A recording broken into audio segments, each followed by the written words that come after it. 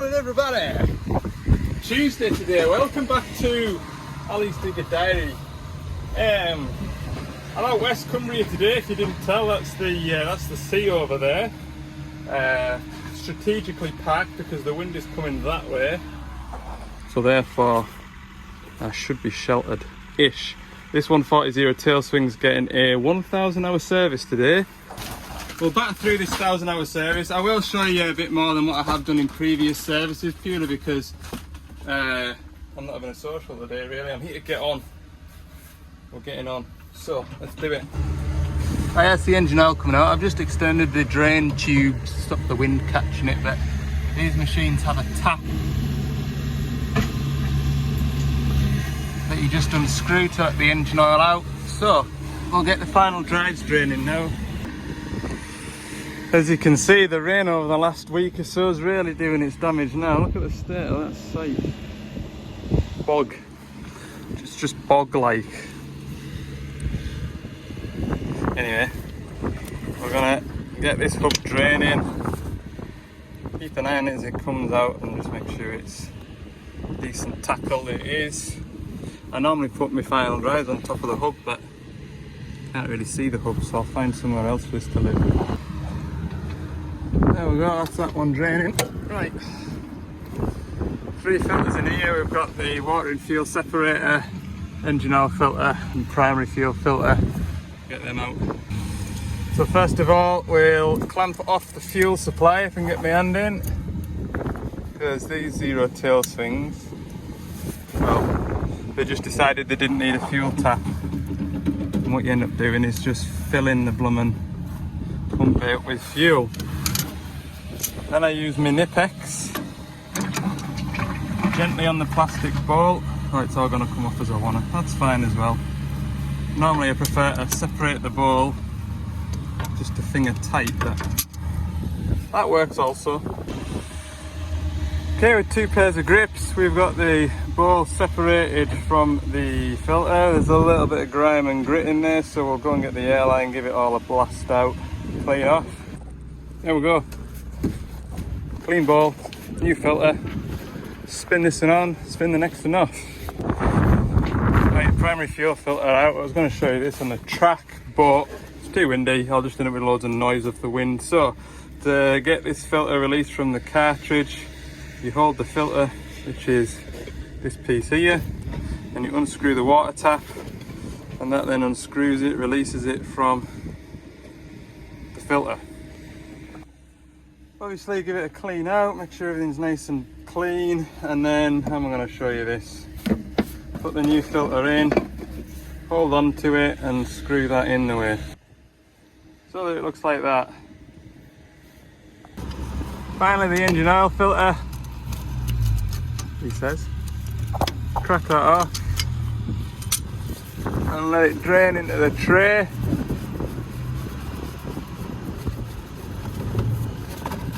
What I normally do is set that drain in while I'm fitting the main filter, fuel filter, but I didn't do that, so there you go. I can now release my filter pipe clamp, allow the machine to have a sip of diesel.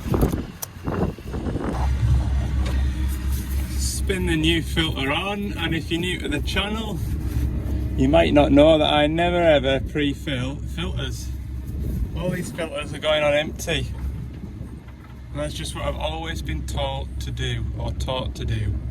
And it's never caused an issue, so yeah, there's no drama, okay?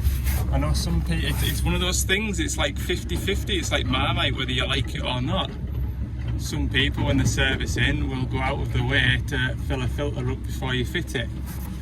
As you can see, all these filters are empty. There's no fuel in there. Definitely no fuel in that one, and there's no engine oil in this one.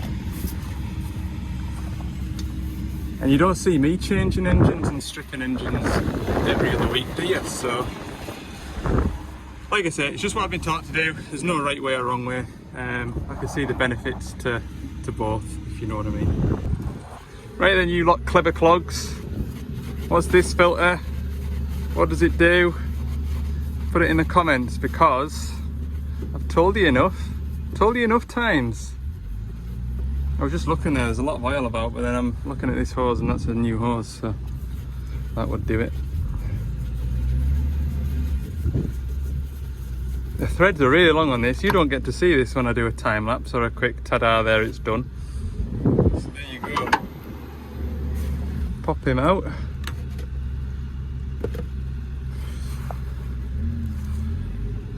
Pop him in.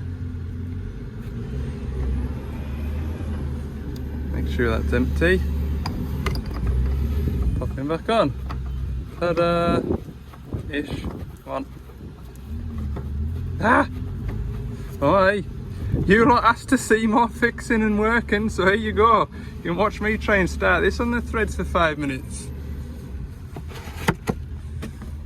One of you was asking why don't I have more followers than I do, and that is simply because I fumble. This guy's not a professional, he's an amateur.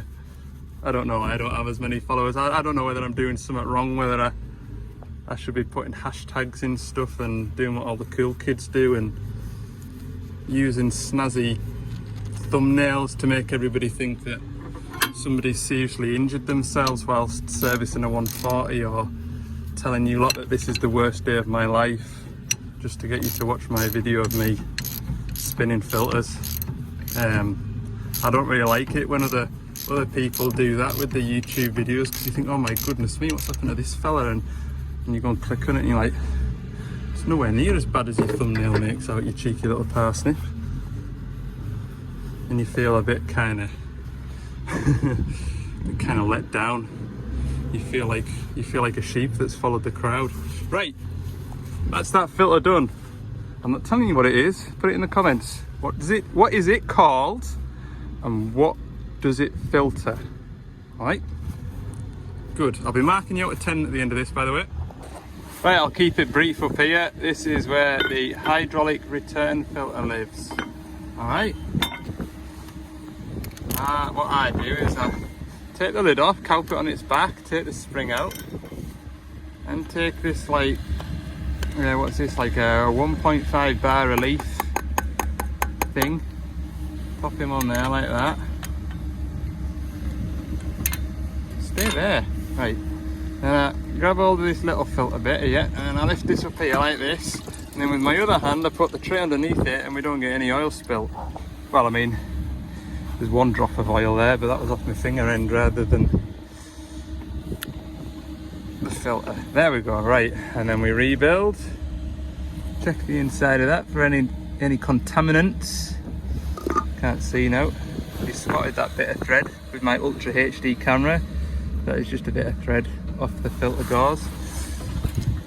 Now we pop him on there. Again, this is a good place for stuff to build up if something's gone bang in the system, but that's also clear.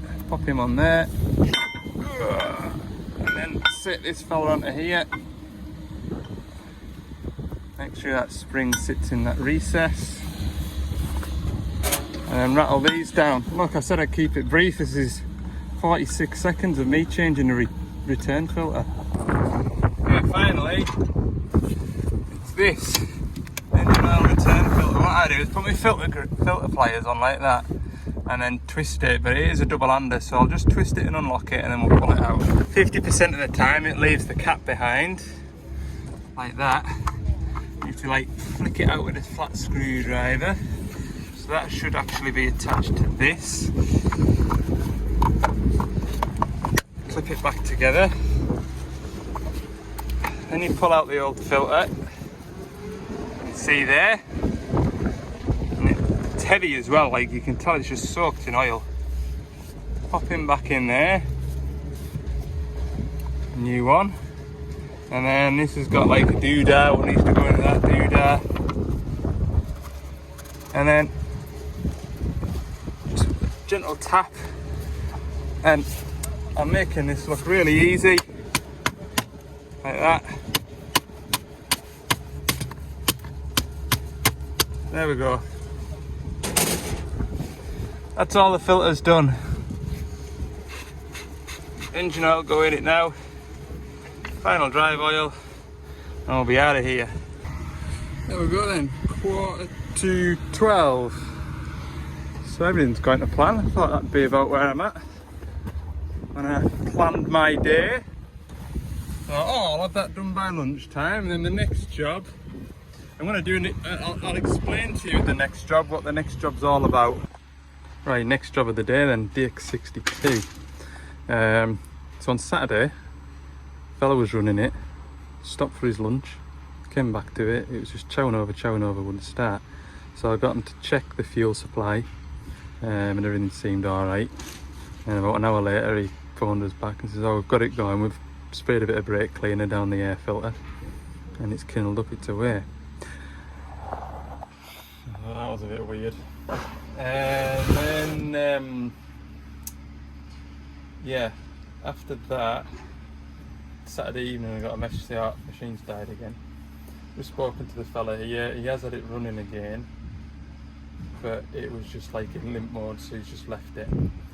There's engine management lights on the dash now, and there's also, that was it. There wasn't any engine management lights on Saturday.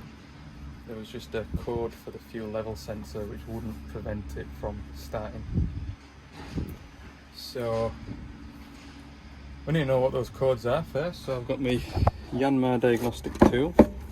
We'll go and plug in, see what those codes are. I have just turned it over. It turns over decent speed, but there's absolutely no sign of it coughing into life. So we'll see if the laptop can point us in the right direction. Now, I'm pretty sure the fellow was saying that it's pretty much filled out of drums its whole life while it's been here. So it gives great confidence. But we'll just work through it. Let's start with what the error codes are first, see if they're related. Right, so in behind here, sometimes they're handy to get to, sometimes they're not. All depends on that P-clip. This one isn't handy to get to, but that 6-pin Deutsch plug there is the diagnostic plug for the Yanmar engine. We'll try and get this plugged in without having to take the back of the cab apart.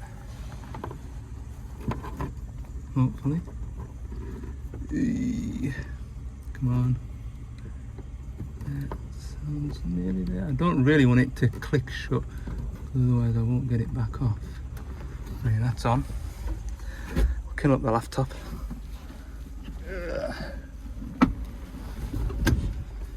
See what it's saying. Look, I've got engine management light there. 555 hours, I'm pretty sure that's not accurate. Must have had a new gauge panel, I would have thought. Yeah. 2,300, which isn't that much, is it really, in the grand scheme of things? Rightio then. Industrial engine, there we go. Oh, it's downloading the news for me. Don't find this Yanmar tool particularly intuitive to use, and I don't use it enough to be a professional, so if there's any Yanmar experts watching me, I apologise. Why is it doing this?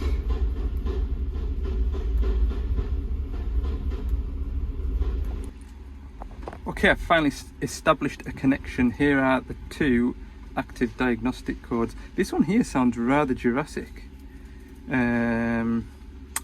Check the injector, ECU, DOC, piping, power off for a few times and check if the DTC code is generated again.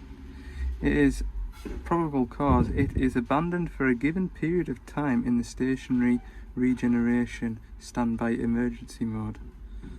The ECU internal circuit fault, DOC deterioration due to external factors such as sulfur poisoning, blow-by of combustion gas, and injector defect, decrease in injection quality, injection timing malfunction. Well, that sounds really bad. The other code is over accumulation. Check the DPF differential pressure sensor.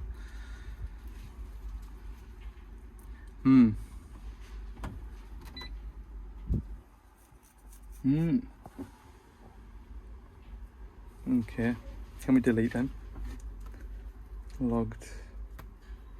What have we got in the logged? Make this bar down a bit. I know the oh gosh. high pressure pump drive circuit, low side ground short circuit, high pressure deviation, rail pressure deviation, standby regeneration.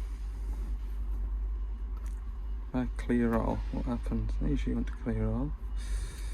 Like the fuel rail pressure things happen 10 times. Oh, they're all gone, look. No codes active. Engine management lights disappeared. Right, while that ignition's on, I was going to say I can't hear my ticky pump, but I can. I'm going to turn the ignition off now, and I'm going to start with the basics. Have I got fuel? How much fuel have I got? What is the quality of the fuel? That isn't a filter that I've fitted in the past, because I would have fitted a genuine one. That is not a genuine filter. I did service this back in the springtime, I think. It's my Devellon's filter, look. So let's just start with the basics. Work our way up to pulling that out of there and seeing if we've got any glitter like that last 62, 63 hours at. Let's see.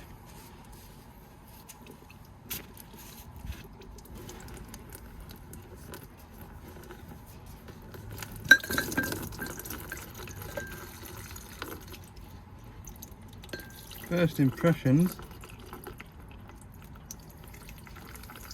not awful.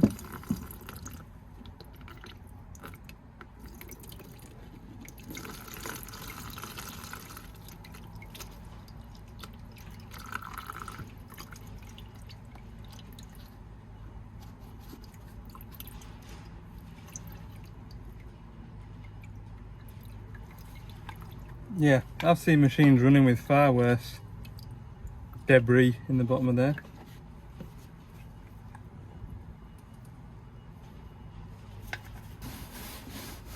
Put that to one side. We'll just check the tap here. Can you see that there?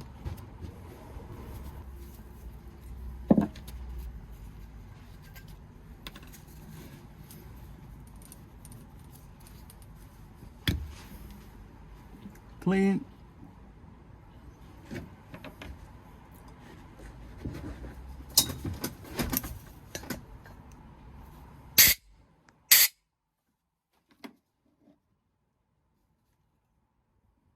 That's alright. Disappointing, if I'm honest. Right, I pulled the main filter off as a precaution. We'll fit a new one, and then we'll see what the fuel feed is like coming from the electric lift pump. Okay, so we've obviously introduced a lot of air into the fuel system, so there won't be fuel pouring out of here just yet. There's plenty of air. I'm going to hold this tray this time, see how much fuel comes out.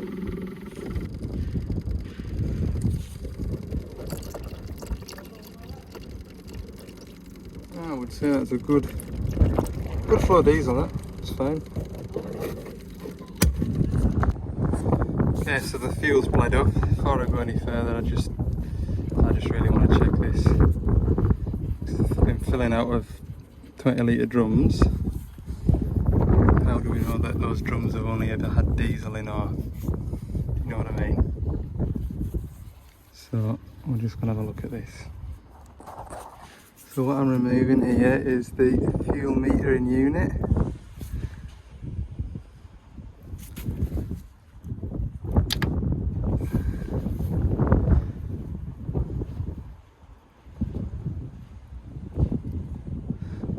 I'll be honest, there is muck in there, isn't there, look?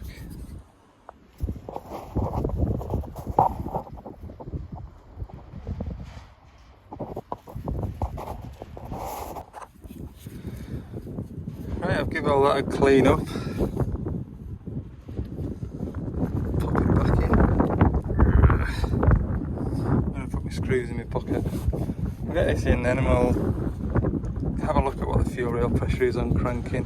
This is the actual fuel rail pressure on cranking. I'm pretty sure we need to get like 250 plus bar before it'll fire That's an MPa. Can I change the unit in this to bar? Operating manual tool. Font size. Option, what's that? Ah. Pressure, PSI, kPa. Yeah. Okay. Right, we'll work it out then. So that is, what's that? 8 bar at the minute. 30 bar, 70 bar, 100 bar.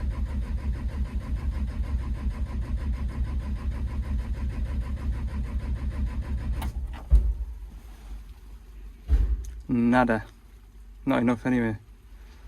Not enough pressure.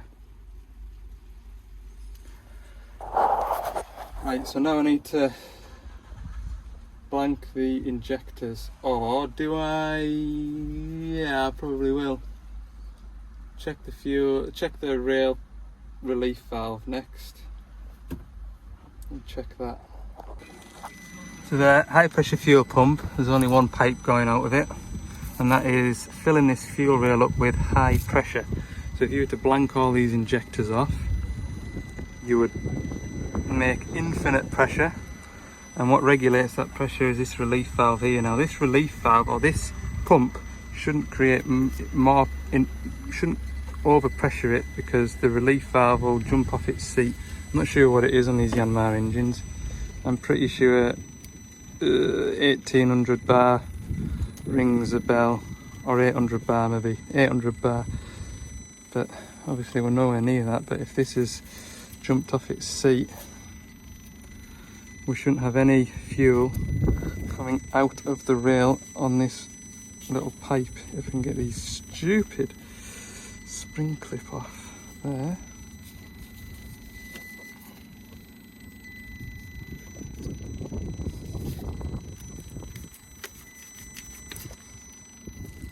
Right, how am I going to watch that?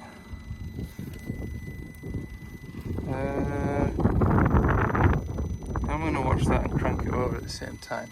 Go and find somebody, or just put a pipe onto it into an empty drum. We'll do that. Empty drum.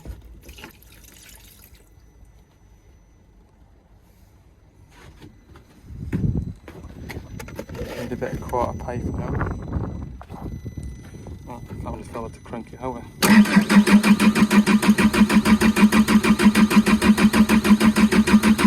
Alright! It's not that then. Okay, so we know something somewhere isn't either creating pressure, or pressure is being lost. So ideally what we want to do is take all the fuel injector pipes off, cap them off. I'm hoping these caps fit. I've got a horrible feeling they don't. And what we can do is do the same again, crank the machine over, but without any fuel getting up to the injectors. And if the pump makes pressure, we know the pump's okay, and then we start suspecting injectors. And I think, well, yeah, what you can do then is blank each injector off one at a time to determine which one it is. But I think when you get to that point, you just pull all 4 injectors out and send them away for testing and refurb. Would be the ideal thing to do. Right, it's definitely injectors. What I did there, the blanking caps that I have are for the Doosan engines, and the thread pitch is different, which is unfortunate because they've both got Bosch fuel systems. What I did was I went into the injector test and I knocked off each cylinder one by one, and then I knocked off 2 cylinders at a time. In the finish up, I had number 2, 3 and 4 knocked off, and I had it only just firing. Then I reintroduced number 2, turned it over, and it was running on 2 cylinders, and then I brought all 4 back in, and now it's running.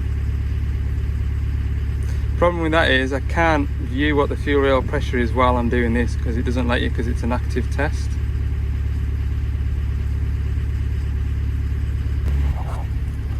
She's not running the sweetest, like.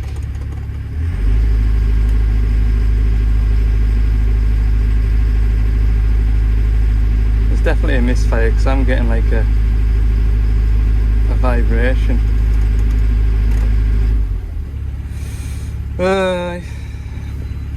I think it wants a set of injectors.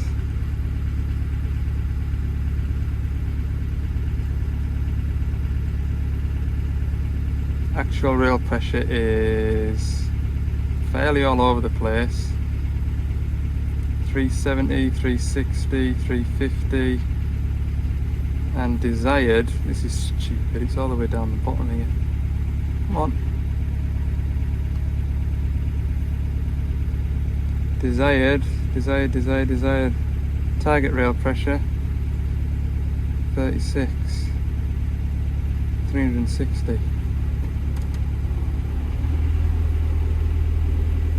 380.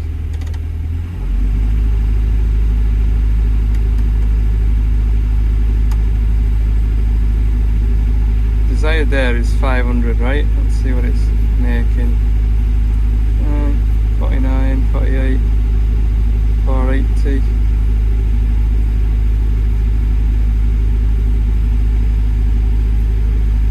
I don't think it'll start again once I knock it off. Yeah, so we've got another engine management light now. This is a DPF error code. Basically, that error code is telling me that the DPF hasn't successfully completed a regen, and then the other error code that is active is telling me that the regen wasn't completed. 3 reasons, I guess. ECU internal circuit failure, DOC deterioration, catalytic damage, or injector failure. And I do feel as though doing a burnout now isn't going to fix it. I think it wants the injectors pulling. I do. Alright, I've spoken to the man here. We're going to pull these injectors, so we'll switch it off. I'm going to send them away to get tested. I'll try them again. Let's see what the fuel rail pressure is here. Turn the ignition back on, then I can get a connection out. Still connected. Pulse analog. Fuel rail pressure 81 bar. And outlook.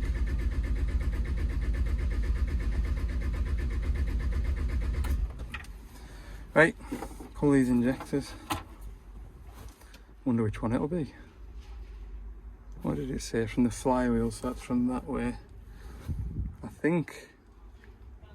Did I say I had it running on 1 and 2? And then I brought 3 and 4 back in? Can't remember now. Won't really matter, they're all coming out. Okay then, first thing we need to do is make sure everything's nice and clean. Bring on the airline.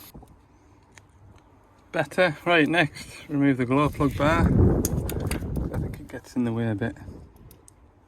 Next, we'll take these leak off pipes off here.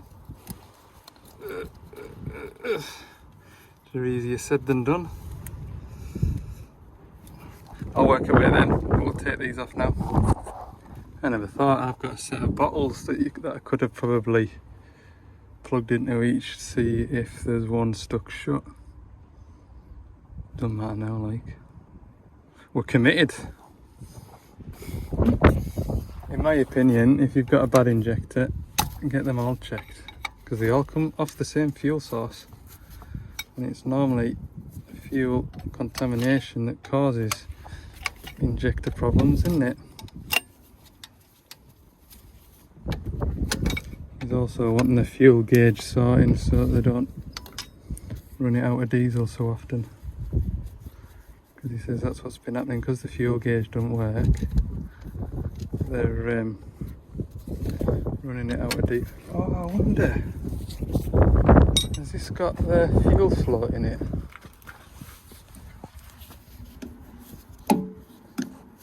Is it locked? Yeah, hang on. See this here? When that's in the tank, that gets hanked on there. Just as it kind of shimmies and shakes around, that gets caught on the fuel level sensor. I wonder if that's all it's been, just that. What I used to do with them, just cut them off. Yeah, because the refueling pump doesn't have any auto shut off function. The idea is you take the lid off the tank, and as you're filling up you can watch this go, and that's it full. But what it does is it hanks on the fuel level sensor. And I bet that's what it is. Bet ya. I haven't had many of these any of these fuel level sensors going bad. Anyway, right. We'll double check the wiring anyway after I've got this apart. Right, fuel lines are all off. We're just gonna take these caps off. These doodads, what I'm gonna call them again. These keep the injectors in anyway. They're not particularly tight,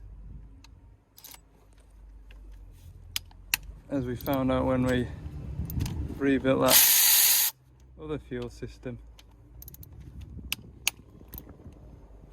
Come along.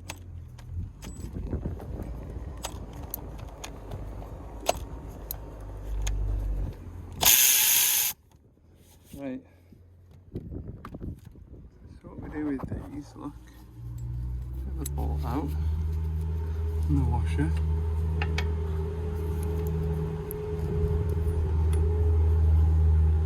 Put that one there. Right.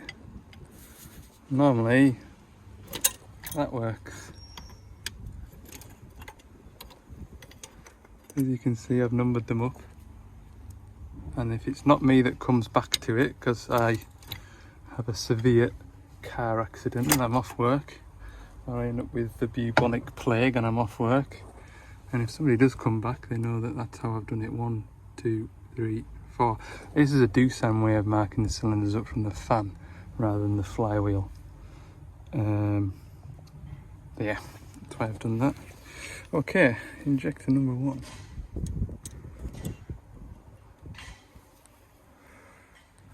Pretty dry. Doesn't look bad. No, I'm gonna lay them on a clean rag, and then we'll get a clean cardboard box out of that lot. There we go. Number 1. Number 2. Oh no. I'm looking for a wet tip.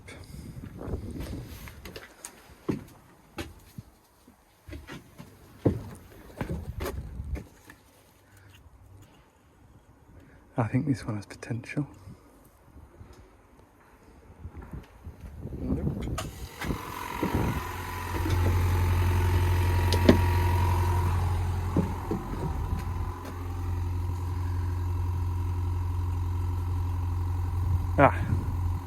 And a bit rubbish here. Could that be the problem? We shall find out in a couple of days' time. Right, there we go, locked up and disabled so nobody can jump on it and try and start it. So I'm going to head back through the yard and chuck these injectors in the post. I'm pretty sure I've taken those style injectors up to Kingstown in Carlisle and I've not been able to do them that style. I think. Oh no, maybe he did actually. I should maybe try him first, just because he's in Carlisle. And then I'll load up for tomorrow. Can't remember what I'm doing tomorrow, and I don't know how long this video is going to be. So if I cut it short now, then I'm editing it and I'm going flipping it. This is half an hour long, that's plenty. If you see me in the morning, then see you in the morning, but thanks. Thought I might as well pick you back up and complete this video. God knows how long this video is going to be. Wednesday morning, welcome back. The reason why I picked you up is because I'm having a little day today, short day. I've got a hospital appointment at 3:30, so I need to be back in Carlisle for 3:30. So I can't really, I've got 3 or 4 days worth of work to go and do. So, bit frustrating, but you have to go to these appointments, don't you, when you wait running 6 months for them. So anyway, DX50, just gonna give it its first service as well. We're in the Lake District. Do you know why we have a Lake District in Cumbria? Because it always flipping rains. If it wasn't for that falling out of the sky, we'd just have a whole district with holes. No lakes. Right. Has this been running? Yes, because the coolant is up to temperature. I'm not going to bother tracking it down off this hill because down there it is wet and sloppy. Up here it is less so. So I'll just get it set up so I can service it. I do really like this. Would I replace it if I ran over it? Probably wouldn't replace it straight away. It's not an essential like the 3/8 impact and the 1/2 inch impact gun or the transfer pump. Or somebody was asking me a question about the transfer pump. I'll just pop back to that in a second. But yeah, I like the convenience of it. So I do. Okay, got the plate off. We'll take that top off there, hopefully. There we go.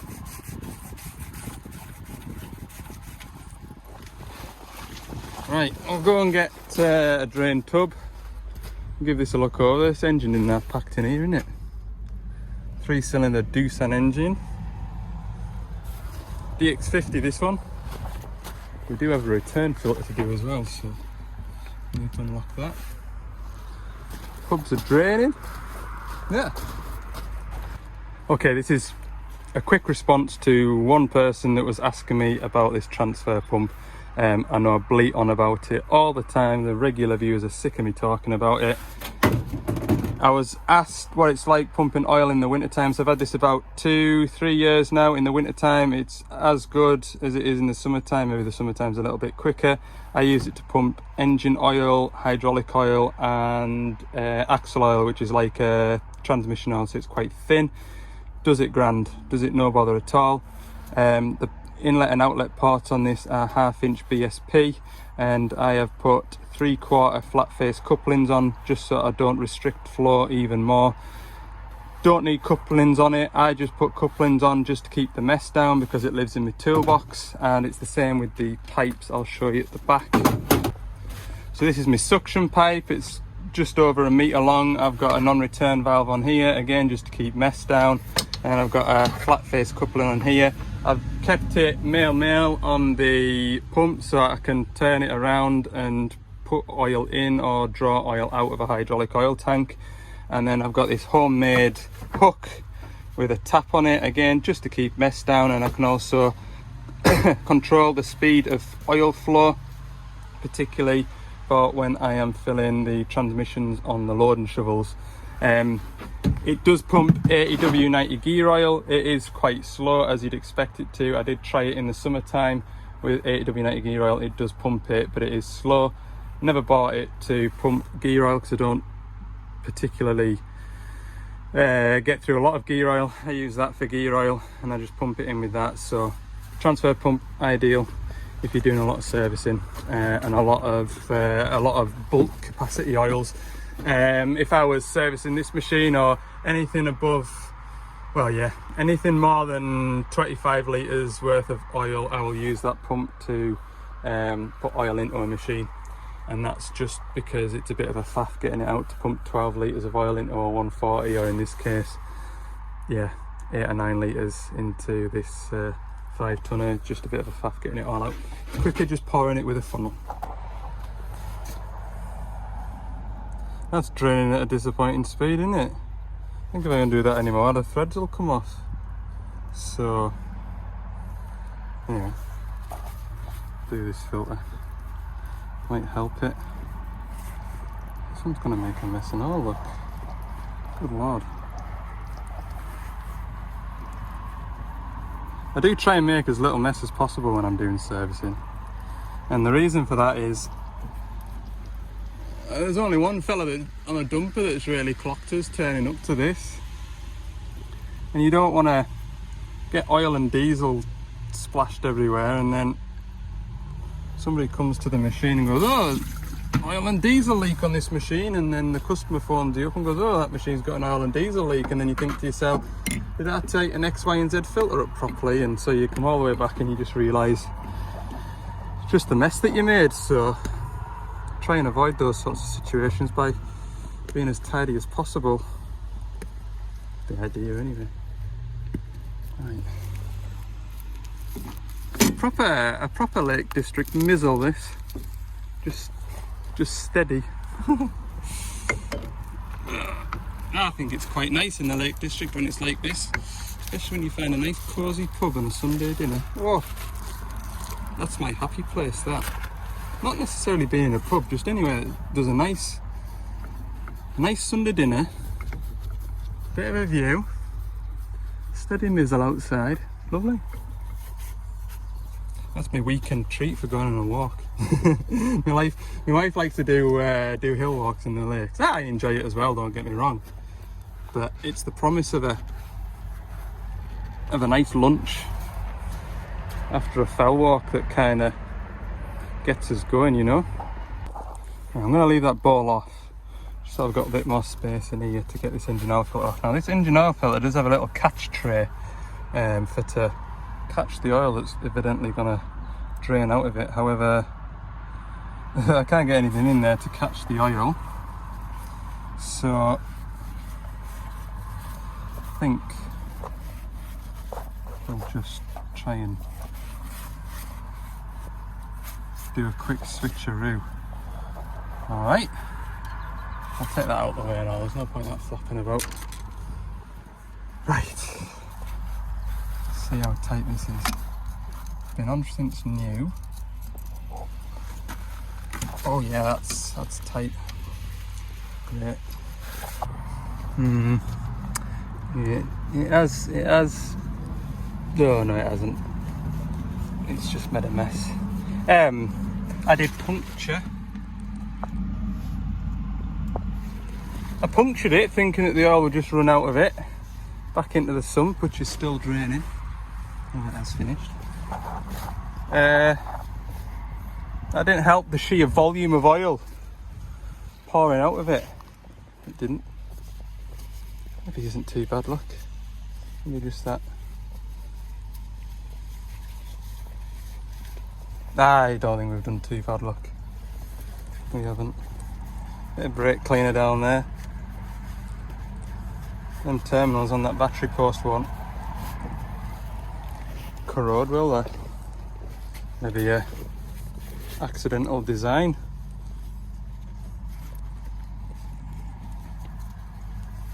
Anyway, that's all the engine filter's done. I've just got the return filter to do. We'll chuck a splash of engine oil in it once I put this back on.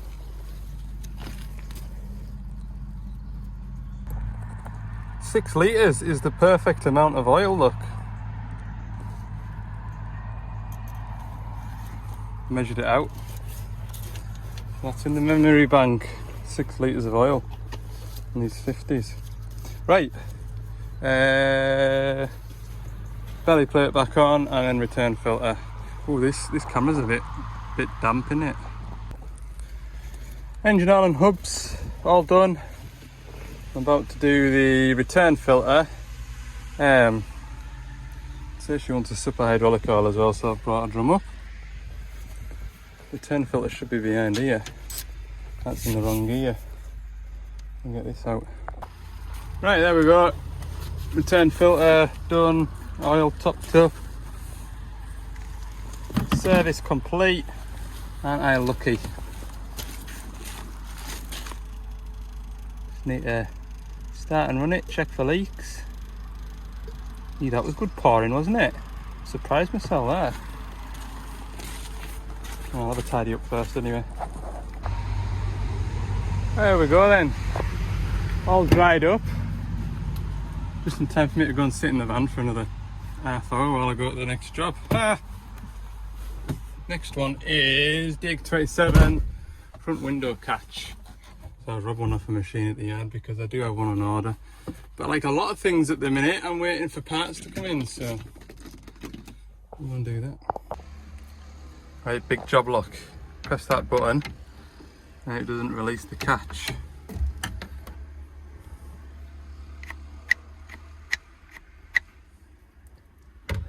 I've got a fresh one. 2 bolts. Am I in the right gear? No. Put this in the right gear.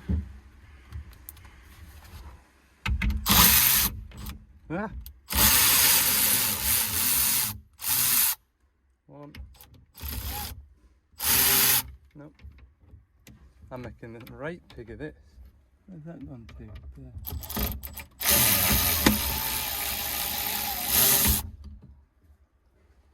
There we go. Swap it over. Done. Perfect that. Right, there we go. Another job chopped. Yeah.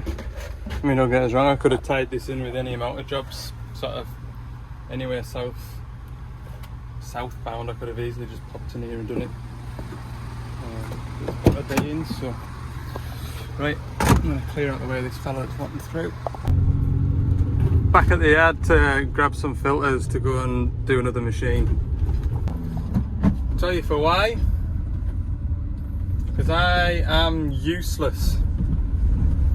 Rushing around like an idiot today, and my appointment was on Monday. What a plum.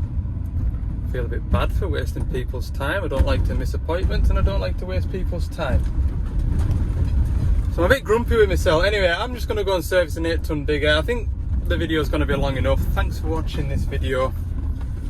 Subscribe if you haven't, like if you've enjoyed the video, and hopefully in the next couple of days we'll hear about what's happened to those injectors. Oh, a little side note, I did try and take them to a spot in Carlisle, but they are shut until the end of September, so I've just posted them off to Thomas Fuel Injections over in Blythe.